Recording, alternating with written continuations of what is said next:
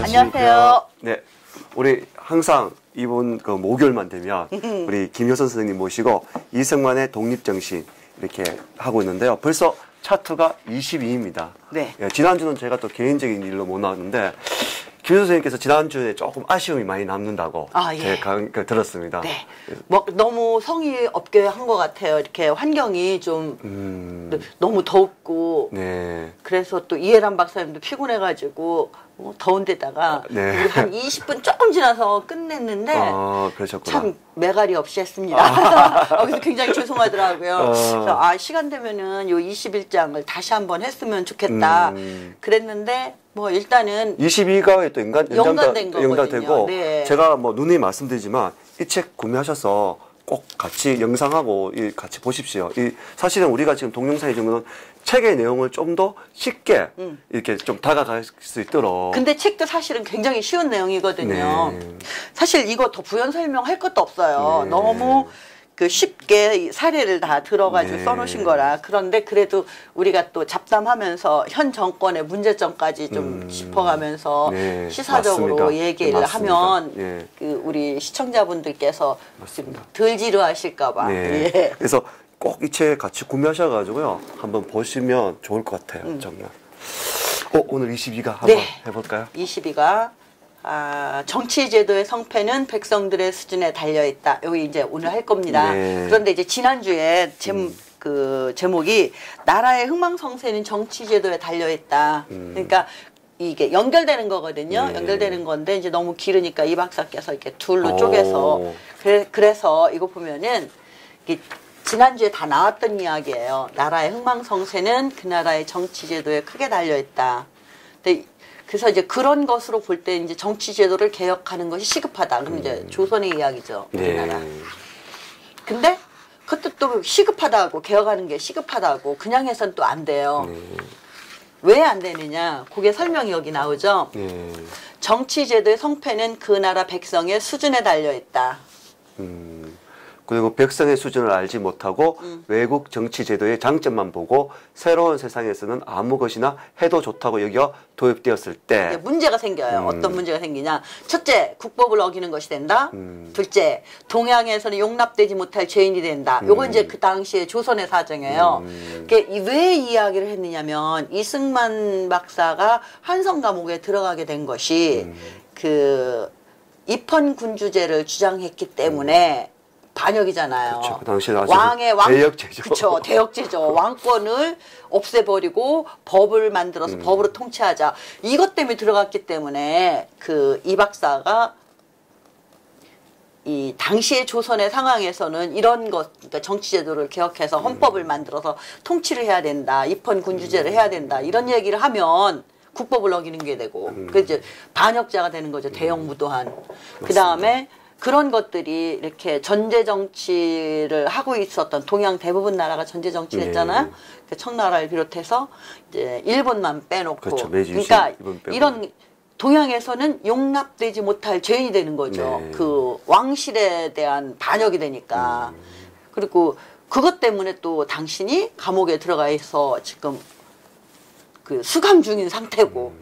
그러니까 원래 이승만 대통령은 여기 독립정신에도 나와 있지만 미국의 민주공화제도, 미국의 민주공화제도가 가장 선미한 제도다. 굉장히 가장 좋은 제도라고 생각했어요. 그분은 처음부터. 그런데 그게 조선의 상황에서는 그렇게 처음부터 왕을 없이 했다가는 이제 큰일 나니까 그래서 일본이나 영국처럼 입헌군주제를 도입하자. 왕이 있더라도 헌법을 만들어서 왕의 권한도 이 법으로 제한을 하고 이게 굉장히 많이 물러선 거죠. 그러나 이승만 대통령의 정말 심경은 왕 없애버리고 싶은 거예요. 그 마음이 어땠을까 하는 생각이 듭니다. 정말 좋은 걸 아는데 이 좋은 걸 얘기하기에는 너무나 큰 게 오니까 환경이 너무 그러한 사상을 받아들일 수 있는 환경이 못 되니까. 맞습니다. 그러니까 이승만 박사가 이제 1904년에 옥에서 나와요. 가을, 여름에. 그래가지고 그해 가을에 미국으로 가잖아요. 네. 그 특사 자격으로 예. 그 루즈벨트 시어도 루즈벨트 대통령을 만나러 갔다가 거기에서 이제 처녀 외교가 실패를 하죠. 뭐 뜻을 못 이룬 거예요. 만나긴 했지만 우리가 이제 얻으려고 했던 그 워낙 모르기 때문에 조선에는 사실 잘 몰랐지 않겠습니까? 미국에서도. 아니요. 그 조선에 대해서 선교사를 통해서 조선의 이야기가 이제 미국에도 전해졌거든요. 네. 그런데 안 좋은 이야기들만 전해진 거예요. 그러니까 미개하고 더럽고 정말로 그냥 부패하고 이런 모습들만 전해졌고 또 사실 그랬고 네. 그 다음에 가장 중요한 거는 조선이 스스로 자기들을 지키려고 하는 의지가 없었어요. 지금 그러니까 지금하고 똑같아요. 우리하고 같은. 네, 어떤 나라가 나라를 떠나서 우리 그냥 개인으로 놓고 볼 때도 내가 지금 내 목숨이 위태로운 지경에 있어요. 누군가가 나를 해치려고 해. 네. 그러면 방어하지 않겠습니까? 맞습니다. 어떻게 해서라도 살려고 방어할 그 궁리를 할 거 아닙니까? 그런데 하물며 한 나라가 그 나라의 운명이 즉 풍전등화인데도 스스로 내 나라를 지켜야 되겠다는 의지가 전혀 없는 거예요. 그래서 시어도 루즈벨트 대통령이 테프트 카츠라 밀약을 맺으면서 일본에게 니네가 저 조선을 통치해라. 그리고 왜 그렇게 했겠어요? 그런 거예요.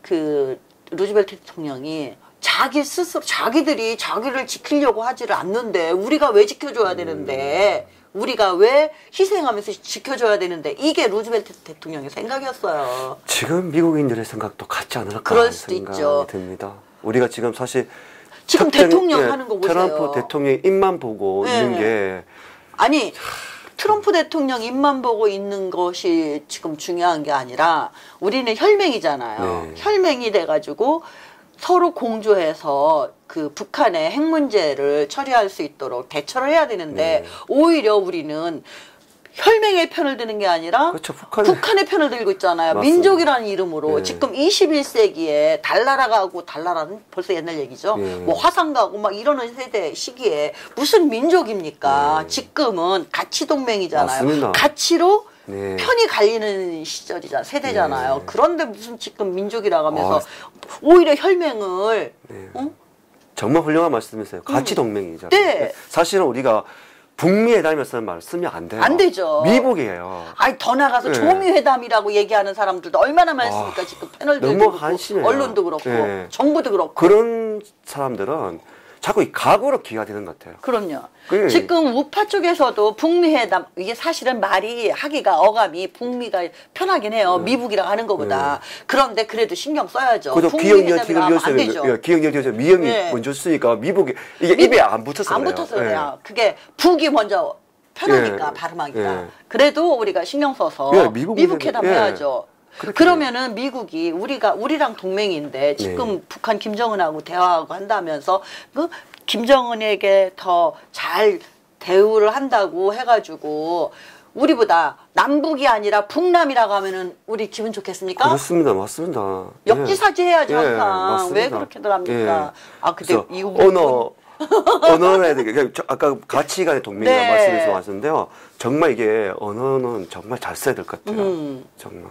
뭔 얘기하다 거기까지 갔어요. 가치가 동맹에서 이거 우리 지금 아까 동양에서 용납되지 못할 체인이다. 그래서 이제 아주 조심스럽게 이제 이렇게 얘기를 시작해요 이 박사가. 그러면은 지금 이제 우리나라는 그 왜 그런 위험이 있는지 거기 또 얘기를 하는 거예요. 이렇게 전제 정치. 우리나라는 이제 전제 정치 국가잖아요. 그래서 오랜 전제 정치의 폐해가 있는데 그 폐에 대해서 쭉 이 박사가 얘기를 했어요. 이 부분은 정말 좀 강조해서 저 책을 읽으면서도 이 부분은 정말 지금 우리가 봐야 될 것도 너무 많은 것 같고 여기에 제가 이 박사 그 당시 29세 이승만은 과연 이렇게 한 나라에 그 나라의 속에 살고 있었으면서 선진 문물을 받으면서 정말 고민을 많이 했겠다. 그쵸. 저는 그분의 뭐랍니까 이 혼자의 고독감이 정말 우리가 생각할 수 없을 만큼 컸겠다는 걸 너무 이 차트에서 제가 너무 많이 느꼈습니다. 이런 나라가 이런 나라가 됐으면 좋겠다. 이런 나라를 만들겠다. 그러니까 제가 처음에 이 독립정신을 풀어쓰고 나서 저기 뭐 학술 세미나 같은 것도 이제 여러 번 했거든요. 네. 그때마다 저는 뭐라 하냐면 이것은 이승만이 그 감옥에서 쓴 건국의 청사진이다. 그러니까 자기가 어떤 나라를 세우겠다는 얘기는 안 했지만 앞으로 세워질 나라는 그렇죠. 이런 나라가 돼야 된다 하고서는 쓴 거죠. 네. 선지자입니다. 그렇죠. 한번 읽어볼까요? 네, 전제정치, 오랜 전제정치 밑에 있었던 이제 백성들은 어떻게 해야 되느냐. 네. 압제를 당연한 것으로 받아들인다. 아, 왜냐면 그런 세상 외에는 못 봤잖아요. 그렇죠. 보고 접고한 게 그게 다니까. 그러니까 쉽게 얘기하면은 일제 36년이잖아요. 보통 우리가 한 세대를 30년이라고 합니다. 네. 그러면은 한 세대가 일제 식민지 시대에 강점기에 있습니다. 예. 그 36년 동안을 한 세대가 살았단 말이에요. 네. 그럼 일제시대에 태어난 사람이 태어나서 해방될 때까지 36살이에요. 네, 맞습니다. 그러면 가장 중요한 시기를 다 일제 식민 치하에서 보냈지 않습니까? 맞습니다. 그러니까 그 사람에게는 그 일제 식민 시대에 있었던 모든 일이 그게 전부예요. 그 세상에 다예요. 맞습니다. 그거 정말 중요한 말씀인데요. 제가 그 부분에 좀 덧붙이고 싶은 게 우리가 함부로 친일파를 말씀은 안 되는 거예요. 네. 나라 뺏긴 백성이 내가 군인이 하고 싶고 내가 선생이 하고 싶으면 어쩔 수 없이 조선이라는 나라가 없었기 때문에 대한민국의 나라가 태어나지 않았기 때문에 어쩔 수 없이 일본의 군인이 되고 일본의 선생이 될 수밖에 없던 부분이었어요. 근데 그걸 가지고 그게 그 사람에게는 친일파라고. 그 사람 인생에서 그 네. 사람이 살아온 그때까지 살아온 삶 중에서 그게 그 사람이 알고 있는 전 세계 맞습니다. 전체예요. 네. 그러니까 다른 세계가 있다는 생각을 할 수가 없는 거죠. 그렇죠. 그러니까 그 세계에 순응해 살 수밖에 없는 거였고 이제 또 더 쉽게 얘기를 하면은 태어나면서부터 어디가 아팠어, 질병이 있었어요. 네. 예를 들어서 네. 그러면 이제 저 같은 경우는 이제 경추 디스크가 있거든요. 네. 그러니까 늘 이 책을 목이, 이렇게 보시면 네, 목이 너무 아픈 거예요. 네. 이게 잠시 조금만 이렇게 숙이고 있으면 네. 목이 끊어질 것 같죠. 막 어깨도 아프고. 근데 그게 하도 오랫동안 그랬기 때문에 이게 아프지 않은 것이 어떤 건지를 모르는 거죠. 오, 말씀됩니다. 네. 예. 그런데 제가 이제 뭐 어느 적절한 시점에 이제 뭐 간증을 하겠지만 지금은 안 아파요. 오, 그렇습니다. 그래서 이게 이거구나. 이게 해방이 된 거죠. 예. 아픔에 대해서 해방이 예. 된 거죠. 원래 이렇게 사는 거 이렇게 사는 거라고는 그냥 아파도 아프면서 사는 거야. 나는 그거밖에 몰랐으니까 아픈 거밖에 몰랐으니까. 그런데 안 아픈 세상이 있는 거예요. 안 아프니까 이렇구나. 하루 종일 이렇게 책을 봐도 안 아프니까. 네. 이제 그런 거죠. 그래서 이제 압제를 당연한 것으로 받아들인다. 그다음에 백성을 그러니까 예를 들어서 이제 그러면은 그 관리 중에서도 네. 좀 선각자들이나 뭐 네. 이렇게 좀 그 뛰어난 사람 아니면은 그 외부의 그 영향 같은 것을 잘 보면서 접목하려고 하는 그런 사람들도 있을 거 아닙니까? 네네, 그렇죠. 그럼 이제 그런 사람들이 우리도 이렇게 하면 안 돼. 외국에서는 지금 이러한 사조 뭐 예를 들어 뭐 자유주의라든가 뭐 민주주의라든가 이런 사조가 있으니까 이걸 우리나라에도 도입을 해서 우리 백성들도 좀 그 자유롭고 평등하게 살게 해줘야 되겠어. 이런 좋은 마음, 의도를 가지고 백성들한테 그 평등하게 대우하고 뭐 존댓말도 하고 막 여기 있어요. 네. 그러면은 오히려 백성이 더 크게 잘못된 것으로 여기게 될 것이다. 그냥 그 예가 나오죠.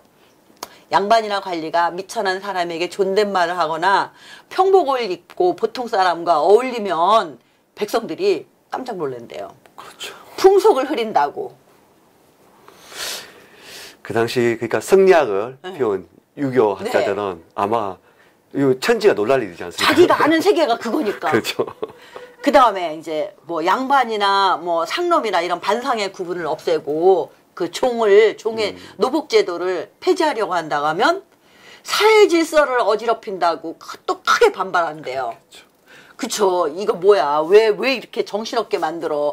그렇게 돼야만 뭐 종도 있어야 되고 양반도 있어야 되고 상놈도 있어야 되고 이렇게 계급이 나눠져 있어야 돼요. 오랫동안 봐왔으니까. 그렇게 팔 수밖에 그 없는 세계를 네. 살아왔으니까 평생 아는 세계가 그거니까. 그렇죠. 네.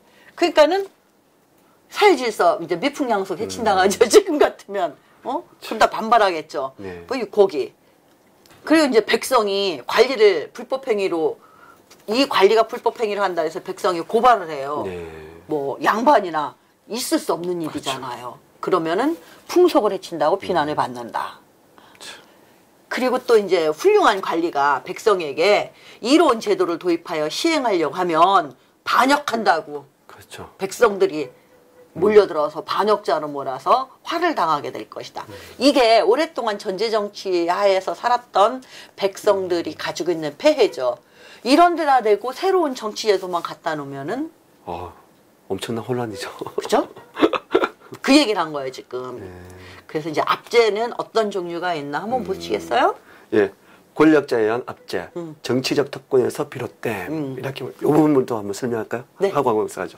정치적인 특권에서 비롯됐다는 이 권력자의 압제를 어떻게 좀 풀어보면 좋을까요? 지금 현재 우리나라도 지금 뭐 우리 경제가 굉장히 어렵죠. 네, 갈수록 지금 경제 지수가 떨어지고 있잖아요. 네. 외국은 다 호황이라고 하는데 그 왜 그렇습니까? 시장에 맡겨놔야죠. 근데 청와대에서 권력자가 대통령이 경제도 모르면서 모든 것을 통제하려고 하잖아요. 진짜 이게 문제입니다. 자유경제시장 체제를 이렇게 얹어 놓으면 앞으로 대한민국이 자발적으로 생각하고 생산하고 아이디어를 낼 사람들이 없을 것 같아요. 또 이것뿐만이 아니잖아요. 지금 걸핏하면 보수를 불태워버린다, 적폐청산한다 하면서 마구잡이로 막 잡아들이면은 말도 안 되는 그럼요. 이유로 그냥 수감해 놔버리고. 그러니까 각자 그 국민의 기본권을 완전히 침해하고 있지 않습니까? 맞아요. 특히나 언론 그게요 누구에 의해서 비롯된 겁니까? 정치적 특권이잖아요. 그 대통령이 권력 잡은 여당에서. 맞아요. 맞습니다. 지금 언론인 출신의 변희재 대표가 들어가는 거는 상당히 분노입니다. 이거는 분노할 수밖에 없고요. 그런데 이렇게 이 옳지 않은 일들이 자꾸 벌어지고 이 압제를 하고 압제를 받게 되면은 우리 각자는 내일이 아니니까 하고 무관심하게 그냥 넘겨버리잖아요. 그러면 안 됩니다. 그렇죠. 계속 소리를 내줘야 돼요. 줘야 됩니다. 예. 침묵은 이제는 비겁자예요. 아니 침묵하면 동조하는 거나 마찬가지예요. 그러니까요. 맞아요. 이제 비겁자예요. 왜 얘기를 해야죠. 그건 아니다. 잘못됐다. 그렇게 하지 말아라. 왜 우리를 압제하냐. 왜 우리의 언론을 막느냐. 맞습니다. 왜 우리 신체의 자유를 구속하냐. 그리고 유죄가 입증되지 않으면 무죄 원칙이잖아요. 그래서 그렇게 무조건 지금 왜 무조건 구속합니까? 아니 석방해놓고 재판 얼마든지 해도 되잖아요. 그렇죠. 왜 신체의 자유를 구속합니까? 도망도 갈 사람도 아니고 정권인면은 더더욱 오히려 지금 그렇게 따지면 저 변희재 대표 예를 보면 손석희하고 JTBC를 먼저 고발했어요. 그렇죠. 그런데 그게 수사를 안 하고 있단 말이에요. 이게 압제잖아요. 수사를 안 권력자에 의한 하니까 압제. 나 수사해달라고 지금 좀 강하게 어필한 것뿐인데 그게 듣기 싫다고 말씀하신 대로 구속을 해버린다면 이건 아니지 않습니까? 우리 지금 압제를 받고 있는 거예요. 정말 중요한 말씀. 두 번째 볼까요? 백성에 의한 압제. 간섭에서 나온 권력자 중에서 선의의 개혁을 주장해도 백성은 전통적 간섭을 옹호하며 개혁을 반대함. 단발력의 저항. 이게 지금 선생님 저는 어떻게 이게 거구 우리 보고 우파 뭐 거구 이런데 이게 사실은 거꾸로 된 거 아닙니까? 개념을 보면 저쪽이 지금 더 거구적인 행동을 하고 있는 거 아닌가? 어떻습니까? 극자와 극우는 통한다고 하더라고요. 그렇게 봐드릴까요? 네. 이게 지금 그 단발령이 왜 나왔냐면 이건 이제 개혁이잖아요. 사회 개혁을 하기 위해서 그때 이제 그 고종이 여러 가지 개혁을 한다고 해가지고 광무 개혁이라고 이렇게 막 쭉 나오잖아요. 근데 그걸 백성들이 받아들이지를 못하는 거예요.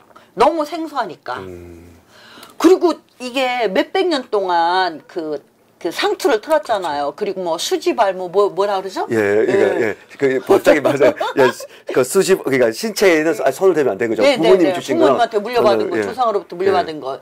그렇게 몇백 년을 살아왔단 말이에요. 그거를 들으면서. 그런데 갑자기 이 머리를 부모님이 물려주신 이 귀중한 머리를 상투를 자르라고 하니까 온 백성이 막 다 들고 일어났었잖아요. 이렇게 강소하고 관습에서 나오는 그 옛날부터 지켜왔던 그게 좋은 관습이든 나쁜 관습이든 간에 그 관습에 얽매여서 그 새로운 것을 받아들이지 못하는 이런 그것이 이제 백성에 의한 스스로 자기를 올가매는 압제가 된 거죠.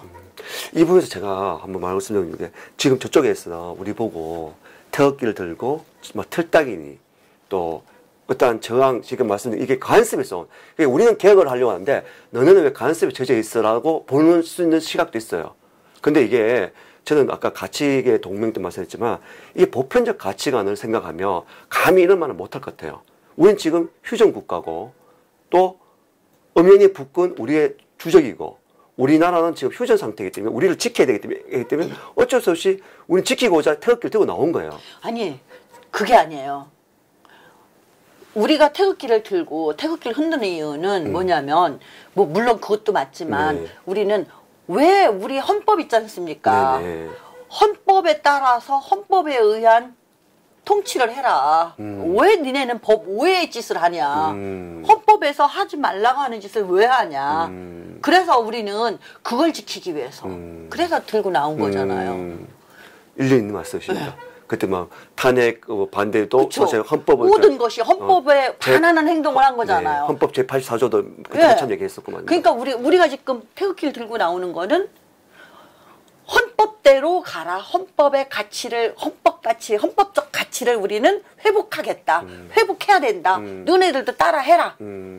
그거잖아요. 근데 뭐 지금 사법부를 시작해서 네. 헌법재판소는 너무나 엉뚱한 쪽으로 가고 그러니까 있으니까 너무 혼란스럽습니다. 사실. 이게 그 최후의 보루가 사법부라고 하지 않습니까? 네. 행정부나 입법부가 좀 막 엉클어지고 잘못된 일을 하더라도 사법부만 올바로 서 있으면 거기에서 법적으로 판단을 해주잖아요. 네. 이거는 법에 의해서 해도 돼요. 이거는 법 외의 일이니까 하면 안 돼요. 이렇게 네. 해서 교통정리를 해주는데 우리는 사법부까지 완전히 다 무너져 버린 거예요. 그러니까 견제 세력이 없는 거예요. 가장 강력한 세력이 행정부가 모든 그 삼권 분립이 아니라 지금 사법부나 입법부까지 다 쥐고 흔들어 버리는 거죠. 그래서 삼권 분립이 지금 우리는 붕괴됐어요. 그렇죠. 네. 거기에 또 일조한 게 언론이고요. 네. 그렇지 않습니까? 언론 권력이 사실은 지금 사법부 위에 있는 것 같고 입법부 위에 있는 것 같아요. 지금 언론 권력이. 헌재 같은 경우에도 옥상옥이잖아요. 사실은. 뭐 지금 우리나라는 참 희한하게 이게 거의 모든 제도들은 대부분 미국식 제도거든요. 네네. 그렇잖아요. 네, 맞죠. 그런데 왜 헌법재판소 같은 거는 그 독일식 독일식, 제도 예. 아닙니까? 막 뒤죽박죽이에요. 그러니까 그때 당시에 그 8, 9년 체제 그때 헌법 개헌할 때 네네. 서로 그때 사람들이 그 국가의 장래를 생각해서 헌법을 만든 게 아니라 정치인들이 자기들의 헤게모니 그러니까 입해거리들이 서로들 자기들의 헤게모니를 조금이라도 더 하여튼 그런 그렇죠. 자기 밥그릇 싸움한 거예요. 어떻게 그쵸. 보면. 네. 내가 좀 더 먹자니까 네. 그 있는 기본적인 건 가치라는 정의라는 건 한순간에 물어버리고 그쵸. 나한테 맞는 거, 네. 내한테 좋은 거, 그러니까 우리한테 이제 좋은 거. 그 저기 제야 세력의 주장도 거기 좀 넣어야 되고 그 다음에 이제 뭐 민주화 세력이라는 소위 민주화 세력이 아니라 원청 지금은 공산화 세력이라고 해야 될 것 같아. 그 자들의 주장도 거기에 들어가야 되고 그 다음에 이제 기존의 세력들. 그 우리가 말하는 이제 기득권 세력들은 기득권 세력, 우파 세력, 우파 세력들. 그 네. 거기에 자기들의 목소리도 들어가야 되고 그러니까 막 누더기 같이 돼버리는 거 아닙니까? 그래서 결국은 오늘날 이렇게 건국절 문제가 대두돼가지고 쌈박질을 하고 이게 기가 막힌 나라가 아닙니까? 70년이 넘은 나라가 야 니네 나라 언제 세워졌냐? 우리나라 언제 세워졌니? 이걸 가지고 진영 싸움을 하고 있는 이런 참 서글픕니다. 네. 자식들이 물으면 참 부끄러워요. 부끄럽죠. 네, 진짜. 이제 그래서 이제 그 압제 두 종류의 압제가 있는데 이제 우려한 건 이 박사는 권력자들의 압제가 크다고 하지만 더 나쁜 거 이게 더 중요한 거는 관습으로 인한 백성의 압제가 더 중요하다. 이걸 이렇게 본 거예요. 이 박사는 왜 그러냐면 백성들을 위하여 백성들의 압제를 풀어주려고 좋은 제도를 도입하려고 해도 아까 얘기한 것처럼 몇백 년 동안 그 유교 사상 뭐 성리학에 찌들어 있어서 그 세상밖에 모르니까 반상의 구분을 없애버리면 큰일 나는 줄 알아요. 근데 그거는 우리가 건국하고 나서 뭐 60년대 60년대 말? 네네. 그때까지만 해도 이렇게 시골에 가면, 지방에 네. 가면 그 머슴들이 덜어 있기도 했고. 오, 그렇습니까? 그리고 아니면은 과거에 그 네네. 자기가 머슴 살던 집, 네네. 그 이제 자녀들한테 네. 뭐 도련님 이렇게 부르기도 하고. 이제 주종 관계는 아니지만 그게 해소되었지만 최하가 되었기 때문에. 그쵸. 그게 이렇게 어려서부터 자기가 그렇게 살아왔기 때문에 그게 쉽게 없어지지 않고 그렇게 하는 걸 제가 봤거든요. 시골 가가지고 그렇게 무서운 거예요. 그건요. 관습이라는 영화 게. 인천 상륙작전에 보면 네. 그 나와요. 이 젊은 친구 둘인데 그러니까 쉽게 말하면 이제 신분이 낮은 사람이 형이에요. 신분이 높은 사람이 도련님이죠. 그러니까 그 형이 도련님한테 마지막에 총살당할 때 야, 나 이름 한번 불러달라. 뭐 이렇게 얘기하는 그런 게 있네요. 보니까 정말. 그게 60년대까지도 그 농촌 지역 같은 데서는 네. 있었던 걸로 제가 저기 기억을 해요. 봤어요. 네. 제가 그렇구나. 듣기도 하고. 참 하나의 풍습이 그러니까 없어지는 그게 게. 예, 그 악습이 그렇게 그 아주 그냥 스스로 자신을 올가매는 거죠. 그렇죠. 네. 그래서 여기 지금 나오죠. 한번 보시겠어요? 읽어보시겠어요? 예, 악습에 속박된 결과입니다. 네. 백성이 관습의 굴레에서 벗어나 남에게 압제받지 않을 것을 당연한 줄로 안다면 더 이상 압제하지 못할 것이다. 자유로운 생각을 할 수 없다. 권력자들은 이 같은 관습을 이용하여 백성을 압제하고 특권을 누린다. 몇천 년을 두고 지속적으로 악화된 나쁜 관습은 사람들의 마음을 오라매어 꼼짝달싹 못하게 한다. 네. 그러니까 오랜 세월 동안 이런 악습에 매여서 이제 그것이 그런데 당사자들은 참 좋은 풍습이라고 생각하고 사는 거예요. 그 생각밖에 모르니까. 그렇죠. 그렇게 이제 거기에 속박돼가지고 살다 보니까 자유로운 생각을 못 하는 거예요. 주인의식도 없는 거예요. 내가 스스로 생각해서 뭔가를 해야 되겠다는 그런 생각조차 못 하는 거죠. 아예 그냥 없다고 생각했죠. 위에서 시키는 대로 하면은 돼.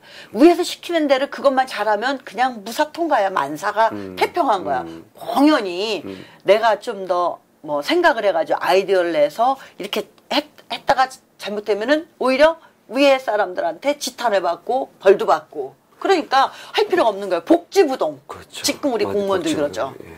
뭐 내가 좀 뭐 나은 아이디어를 가지고 좀 더 좋게 이렇게 하면 더 좋을 수 있겠다 생각해서 해볼 수도 있잖아요. 그런데 그게 잘못되면은 오히려 모든 책임을 다 지어야 되니까 그러니까 안 하는 거예요. 안 하려고 하는 거예요. 우리 속담 중에서 정말 버려야 될 속담들이 몇 가지 있어요. 그중에 지금 맞는 게 보면 모난 돌이 정 맞는다 하지 않습니까? 그러니까 이게 어떤 특별한 생각, 보편적인 생각이 아닌 정말 99명이 얘라고 해도 한 명이 아니오라는 이 한 명의 소수 의견을 존중해 줄 줄 아는 그런 사회가 되는데 우리는 지금 속담으로 그걸 막아버린 거잖아요. 네. 그리고 이제 그 백성들이 이렇게 오랫동안 속박된 결과 이제 스스로 자유로운 생각을 할 수 없는데 이것을 이용해서 이런 이제 관습들을 이용해서 백성들을 더 압제하고 네. 또 그렇게 이용을 해서 특권을 누리는 거죠. 네. 권력자들이. 그러니까 그렇게 해도 밑에 사람은 당연히 아 양반은 당연히 저렇게 하는 거야. 지시를 시키고. 네. 그리고 관리는 또 이렇게 하는 거야. 그래서 벗어나지를 못하는 거죠. 그러니까 이렇게 몇천 년을 두고 지속적으로 악화된 나쁜 관습은 사람들의 마음을 올가매서 스스로 자꾸 거기에 매이게 되는 거예요. 올무처럼 한번 예. 걸리면 풀어나지 못하네요. 네. 그러니까 이제 이 박사가 아까 얘기하다 말았는데 미국에 가서 그 외교를 하러 갔다가 그거 이제 외교는 실패하고 공부를 하잖아요. 그 대학을 가서 조지 워싱턴 대학 갔다가 이제 하버드 대학 가고 프린스턴 가고 그래서 이제 졸업을 해요. 네. 근데 졸업할 때 자기 진로에 대해서 이제 고민을 다 할 거 아닙니까? 네네, 그렇죠. 어떻게 할 것인가? 내가 미국에 남아서 여기에서 뭐 교수를 하든가 뭐 직업을 잡을 것인가? 그러나 이 박사는 이제 그러한 제안도 왔지만 그거보다도 자기는 고국에 돌아가서 이제 어떤 정치적인 뜻을 한 펴보겠다. 아니 그런 것도 그때는 아니었고. 교육자로. 아, 교육자로. 예. 그래서 이 새로운 학문을 가르쳐가지고 백성들을 계몽시켜야 되겠다. 근데 이제 마침 이제 언더우드가 와서 연희 전문학교 뭐 이게 설립한다고 할 때니까는 뭐 이거 할 거니까 와서 뭐 교수를 해라. 뭐 이런 제안도 오고 하니까 이제 이 박사가 자 고국으로 가죠. 이제 YMCA에서 학감으로 일을 하는데 네. 이 박사가 귀국해가지고 제일 처음 한 말이 있어요. 고국에 돌아와서 세 가지를 없어서 속이 시원하다고. 임금 없어진 거, 양반 없어진 거, 상투 없어진 거.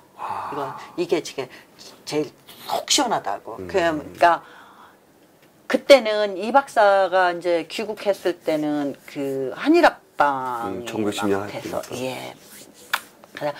그 나라가 없어진 거는 가슴이 아프지만 그래도 임금이 없어진 거는 속이 시원하다. 쉽게 말하면 관습들이 네. 없어졌던 것들은 나쁜 이제 관습들이 없어졌으니까 그게 너무 속이 시원하다. 이제 새로운 것들을 새로운 문물을 받아들여서 이렇게 계몽해서 나가면은 된다.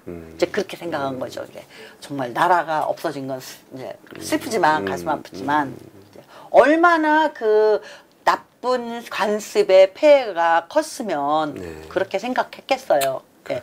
근데 지금 이런 상태에 있는 사람들한테 뭐 좋은 제도라 그래서 들여오면은 그게 잘 되겠습니까? 그게 여기 밑에 있죠. 다른 나라 사람들이 수백 년 동안 연구하여 발전시킨 새로운 제도를 그들에게 갑자기 실시하면 어찌 충돌이 일어나지 않을 것이며 갖가지 어려움에 부딪히지 않겠는가. 사사건건 싸우는 거죠. 아까 단발령 했을 때 그 난리 난 거 보세요. 그런 식으로. 참 이론과 실기를 다 겸비하신 분이 아닌가라는 생각이 듭니다. 이제 그 당장 현상만 본 게 아니라 그 현상이 발생하면은 그 뒤에는 어떤 문제가 어떤 네. 갈등이 생길 것인가 이런 것까지 이제 다 본 거예요. 요점까지 다 보신 거 아닙니까? 그래서 이제 영국과 프랑스도 정치 개혁을 했는데 이게 그 두 나라는 뭐 순조로운 정치 개혁을 했다. 이제 그게 이제 왜 그렇게 어떻게 했느냐 그 나라들은 보면 이게 딱 교육이 나오네요. 예. 교육과 학문의 진흥을 통해 백성이 깨이게 될 때까지 기다린다. 네. 예것과 세것 등 여러 가지 제도를 면밀히 검토하여 국민 수준에 적합한 제도를 채택한다. 귀족이나 서민 모두에게 큰 부담이 없는 제도를 채택한다. 예. 그러니까 영국이나 프랑스 같은 나라도 정치 개혁을 했지만 그것이 크게 문제 안 되고 잘 안착할 수 있었던 거는 그 순조롭게 정치 개혁을 하게 된 거는 이게 지금 얘기한 것처럼 끊임없이 그 백성들을 교육을 시키고 학문을 발전시켜서 그 백성들을 계몽시켜 가지고 어느 수준에 이를 때까지 끊임없이 해온 거예요. 왜냐하면은 영국은 이 민주주의, 의회 민주주의가 정착하는데 몇백 년 걸렸어요. 그렇죠. 예, 뭐 권리장정, 권리처원 그게 1600년대 아닙니까? 그러면서 거기에서 영국도 18세기, 17세기 굉장히 부패했었어요. 그렇죠. 귀족들이 행패도 말도 못했고 막 선거를 하긴 했지만 그 여자는 배제됐고. 예, 선거구가 웃겼죠 완전히 그. 뭐 귀족들에 의해서 사람은 하나도 없는데 사는 사람은 얼마 되지도 않는데 거기에 뭐 의원이 몇 명 사람이 여기는 막 바글바글바글한데 여기는 뭐 없어. 이게 특히 이제 그 산업혁명 때 아니 산업혁명이 일어나서 막 도회지에 사람들이 다 몰려왔잖아요. 네, 프롤레타리아 계급은 다 네. 그러니까는 이제 네. 그 시골 농지에는 사람이 없는 거예요. 맞습니다. 다 도해지 왔어요. 네. 그런데도 불구하고 거기에는 뭐 의원을 두석 세석 옛날에 했던 것 그대로 안 고치고 귀족들이 자기들한테 유리하니까 그리고 그 많은 사람들이 그 도시로 왔는데 그러면 여기는 인구가 늘어났으니까 의석수가 늘어야 되잖아요. 안 늘려. 네. 심지어는 없는 데도 있어. 이렇게 그 영국도 참 부패했었거든요. 네. 근데 이제 그것이 이제 빅토리아 여왕 시대에 와가지고 좀 어느 정도 정리되면서 이렇게 그 오늘날의 모습을 갖춰가게 된. 근데 그렇게 그것이 가능했던 것도 역시 그 영국의 국민들이 많이 깨어났기 때문에 그랬지 그렇죠. 않았겠어요. 네, 우리나라 상황하고는 뭐 이때는 또 영국이 그 종교개혁도 막 거의 끝나고 났을 때니까 영국에서 성경을 영어로 번역을 해서 나왔잖아요. 그 종교 개혁할 때. 예. 그러니까 영국 그 국민들은 문맹자가 우리처럼 그렇게 그렇게 80% 90%는 아니었을 것 같아요. 그렇죠. 어느 정도 그래도 문자를 해독하는 사람들. 왜냐하면 성경이 이미 이제 영어로 이렇게 번역이 돼서 나왔으니까. 그렇게 해서 이제 점진적으로 이렇게 해가지고 또 뭐 과거에 해오던 것들 중에서 한꺼번에 그냥 급격하게 바꿔버린 게 아니라 새로운 제도가 있으면은 과거의 제도와 새로운 제도를 잘 좀 융합하거나 해서 그 나라 자기네 나라 수준에 맞게끔 이렇게 이런 적합한 제도를 채택하고 또 그 채택한 제도가 귀족에게 유리하면은 그 일반 서민들한테는 불리하거나 그렇죠. 이러면 안 되잖아요. 그러니까 귀족이나 서민에게 뭐 큰 부담이 없이 양쪽 다 조금씩 양보하면은 좋겠어, 잘 되겠어 이런 수준에서 이렇게 해왔죠. 그러니까 크게 무리 없이 개혁이 이루어지고 안착이 된 거죠. 이제 대한민국의 정치 개혁입니다. 중요한 거예요, 이게 이제 우리나라. 예. 이성원 박사께서 이 부분에서 제가 참 가슴이 너무 아팠던 한 부분인데요. 한번 읽어볼게요. 그러니까 우리나라는 이제 어떻게 해야 되는지. 우리도 헌법 제도를 연구하여 지체 없이 시행해야 할까. 이제 지체 없이라는 이 참 부사입니까? 이게 지체 없이 이 말이 너무 와닿았어요. 해야 되는 거예요. 해야 되는데 조건이 붙어 있어요, 밑에. 점진적으로 변화시키는 것이 황실이나 백성 모두에게 영원한 평화와 행복을 가져올 수 있을까 이렇게 말씀. 그러니까 지체 없이 해야 되는 거예요. 우리 상황을 보면. 그런데 아무런 지금 준비가 안 돼 있어요. 백성들도 무지하고 그리고 뭐 왕이나 이런 관리들도 그다지 아직 깨어나지 못한 이런 상황에서 이렇게 급진적인 제도를 갖다 놓으면 전부 다 불안해진다. 그렇죠. 불행해지고 서로들 막 싸우고 그러니까는 점진적으로 마음은 얼마나 급했겠습니까? 그렇죠. 제약 바로 본인은 마음은 급한데 그러나 무지한 백성들에게는 그래서 점진적으로 이게 이제 이 박사가 고백을 한 거예요. 헌법 채택을 주장함으로써 더 큰 벌을 받을지 모르지만 사실은 그것 때문에 감옥에 지금 들어가 있잖아요. 그렇죠. 그런데 지금 감옥 안에서도 이런 이야기를 한다고 하면은 더 큰 벌 받을지도 모르죠. 그래서 이 몸이 가루가 된다 해도 두렵지 아니하며 중단하지 않을 것이다. 그러니까 자기는 이미 이 박사는 자기 목숨을 내놨어요.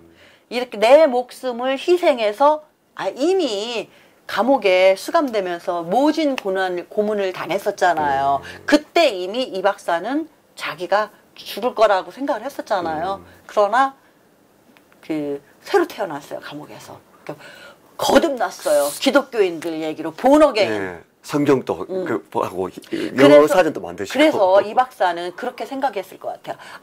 지금부터 나의 목숨은 덤으로 얻은 거야. 여러분들이 그러잖아요. 죽을 고비를 넘긴 사람들은 죽을 고비를 넘기고 살아났을 때 그때부터 나의 삶은 덤으로 얻은 거다. 크리스찬인으로서 하나님이 주신 삶을 다시 내가 산다. 크리스찬이 아닌 사람들도 그렇죠. 죽을 고비를 넘기면은 그렇게 생각하잖아. 이거는 지금 내가 덤으로 이 박사께서는 또 크리스찬이니까. 그러니까 이 박사도 그때 당시에 당연히 그렇게 생각했을 거예요. 왜냐? 내가 죽을 수밖에 없는데 하나님의 은총으로 회심을 하잖아요. 그러니까 기독교인으로 개종을 하잖아요. 하는데 그냥 종교만 바꾼 게 아니라 체험을 한 거예요. 놀라운 체험을 한 거예요. 우리가 그러잖아요. 거듭난다고 하잖아요. 성경에서. 이제 본어겐 다시 태어난다. 그거는 내가 엄마 뱃속에 다시 들어갔다 태어난다는 게 아니라 이전에 인간적이었던 이전에 하나님을 몰랐던 나는 없어지고 하나님을 만났기 때문에 이제 영접을 했기 때문에 새로운 내가 되는 거예요. 새로운 내가 태어나는 거예요. 거듭나는 거. 그래서 지금부터 나의 삶은 덤으로 하나님으로부터 비롯된 덤으로 사는 삶이다. 그렇게 생각을 했을 거예요. 그러니까 죽음이 두렵지 않은 거예요. 이제는 정말 우리 대한의 백성들을 위해서 해야 돼. 이야기를 해야 돼. 계속 이렇게. 오로지 원하는 바는 이 책의 독자들이 숨이 막히고 기운이 떨어지고 목숨이 떨어질 지경에 처한 우리 대한의 위급한 처지를 깨닫는 거다. 얼마나 위급한 처지예요. 한번 보시겠어요? 다시 읽어보세요. 오로지 원하는 바는 이 책의 독자들이 숨이 막히고 기운이 떨어지고 목숨이 떨어질 지경에 처한 우리 대한의 위급한 처지를 깨닫는 것이다. 그러니까 대한의 상태가 이랬단 말이에요. 근데 지금 숨이 막히고. 우리한테 근데 기운이 떨어지고 목숨이 떨어질 지경인데 지금 21세기에 우리 대한민국의 처지가 같은가요? 이렇습니다. 맞아요. 얼마나 답답하면 날마다 트럼프 대통령의 행보를 보고 일희일비하고. 네, 응? 맞습니다. 참 이게 한 자주국가로서 네. 참 면목 없는 일입니다만 우리가 지킨 게 없어요, 예, 정말. 지금 우리가 이 숨이 막히고 예. 기운이 떨어지고 목숨이 떨어질 지경에 놓여 있습니다. 맞아요. 트럼프 대통령 입만 쳐다보이는 예, 거예요. 맞아요. 그런데 그럼 우리 대통령은 또 나라를 생각하느냐? 또 이게 아니지 않습니까? 그러니까 더 국민들은 그냥 애간장에 녹는 거예요. 이승만 대통령이 아까 말씀하셨잖아요. 임금이 없어지고 또 누가 없어지고 이러면 또 우리가 좀 나을 것 같습니다. 그러니까요. 그러니까 우리가 정치 개혁을 급히 하지 않으면 화타나 편작 같은 이름난 의사라도 살려내기 어려울 것이다. 야, 화타는 뭐 중국의 아주 정말 유명한 예. 명의라면서요. 편작이나 이런. 그러니까 그만큼 예. 그 당시에 대한의 상태가 참 위태롭고 위급한 상황이었죠. 맞습니다. 그러나 정말 이때가 1904년이니까 1910년 합방이 됐죠. 네. 죽었어요. 맞아요. 나라가. 결국은 숨이 막히고 기운이 떨어지고 목숨이 떨어졌어요. 근데 지금 우리가 그 지경에 왔습니다. 우리도 죽을까요? 답답합니다, 선생님. 죽으면 안 되죠. 그쵸? 네. 우리도 죽을까봐 겁납니다, 사실은. 진짜. 왜냐하면 역사는 되풀이되기 때문에. 우리는 말들은 참 잘해요. 역사를 모르는 민족은 어떻게 한다고요? 불행한 민족일 수밖에 없다는. 진짜. 역사를 모르는 민족에게 미래가 없다. 네. 그 신채호 씨가 한 말이 네. 아니라고 하더라고요. 내가 어서 봤는데 좀 잊어버렸어요. 저는 신채호 아니에요. 선생님. 우리도 그런 줄 알았어요. 그런데 그렇게 말로만 하지 마시고 위정자들 뿐만 아니라 모든 사람들 말로는 왜 역사를 잊은 민족은 미래가 없다고 하면서 맨날 잊어버립니까? 그렇죠. 이미 우리가 100년도 더 전에 겪었던 일들이잖아요. 그 일을 지금 또 겪고 있잖아요. 115년 지나서 지금. 맞습니다. 한 세기가 지나고 15년 그러니까 지나고. 우리 국민들이 지금 역사를 기억하고 있습니까? 잊어버린 거 아닙니까? 그러니까 똑같은 일을 겪죠. 한 번 겪었으면 그러한 일은 겪지 않아야죠. 아우슈비츠가 왜 했어요? 네. 근데 우리나라는 역사 공부에 너무 약해요, 정말. 학교 역사 아니 공부 대통령부터 역사를 모르는데 뭐 어떡합니까 이거 참 정말. 거기에다가 말이야 지금 아까 보니까는 그 학교 교과서 뭐 김정일이가 뭐 김정은이가 희망이라고 그랬는데요. 그 교과서가 북한 교과서인지 자유대한민국 교과서인지 알 수가 없대요. 내용이 북한 교과서 같대요. 당연하죠. 아니 역사를 잊은 민족에게 네. 미래는 없다면서요. 왜 역사를 잊어버리고 그것을 왜 좋다고 합니까? 시청자 여러분, 우리 한번 정말 되짚어 보자고요. 김정은은 자기 고모부를 고사포로 죽인 사람이에요. 세상에 잔인하게. 예, 자기 이복 형제를 독극물로 죽인 사람이에요. 그뿐만 아니잖아요. 지금 이 시간에도 우리 동포, 우리 국민들을 가차없이 총살시키고 처형시킨 사람이잖아요. 그런 사람이 뭐 부드럽다, 유하다, 귀엽다. 세상에. 이건 아니잖아요. 이거 맨정신 가진 사람들이 그렇게 네. 어떻게 이 단체로 체면에 걸린 것 같습니다. 이건 우리 아니에요. 국민들이. 정말 이건 아니에요. 이게 정말 뭐 신드롬이라는 얘기도 나오는데 이건 아니에요. 정말. 예. 아니 김정은에게 인질로 잡혔습니까? 네. 어떻게 자유대한민국에서 그러한 극악무도한 김정은을 놓고 귀여운 애, 친절한 애 이런 이야기를 할 수가 있습니까? 이게 정말 사이코패스들이야 전부 다. 맞습니다. 여러분들 이 방송 보시는 분들 우리만이라도 정신을 차립시다. 네. 왜냐하면 이승만 대통령도 항상 이 독립정신에도 계속 나와요. 막 그때는 2천만이었어. 1999만 9,999명이 다, 응? 아니, 뭐, 저게 아닐지라도, 나 하나만이라도. 그렇죠. 그렇게 여러분들 그 각오로 좀 한 분 한 분이, 우리 지금 5천만이니까 4,999만 9,999명이 다 저쪽으로 가더라도 나 혼자는 그런데 지금 보니까 뭐 최소한 그래도 뭐 몇백만 명은 있지 않겠습니까? 그렇죠. 그런데 뭐 역사를 바꾸는 거는 많은 군중이 바꾸는 거 아니에요. 맞습니다. 민초들이 바꾸는 거죠. 소수의 사람들이 강한 의지를 갖고 여기 이승만 대통령 개혁 뭐 패거리 됐고 했습니까? 맞습니다. 아니지 않습니까? 그러니까 우리는 너무 힘이 없어. 이게 아니라 얼마나 우리가 의지가 굳으냐. 굳은 의지를 갖고 있으면 그걸 못할 일이 없잖아요. 우리가 굳은 의지와 신념을 가지고 나라를 이 지경에 놔두면 안 된다. 또 우리 자신뿐만 아니라 우리 후손들을 위해서도, 그러니까 여러분들도 이승만 대통령처럼 4,999만 9,999명이 못한다고 할지라도 나 하나만이라도 정말 정신 차려서 나라를 위해서. 오늘 너무 훌륭한 말씀을 주셔가지고요. 어제가 현충일이었잖아요. 너무 훌륭한 말씀을 제가 오늘 마지막은 이렇게 한번 외쳐보겠습니다. 우리 이승만 박사님께서 하신 말씀이죠. 국민들이여 각성하라. 국민들이여 깨어나라.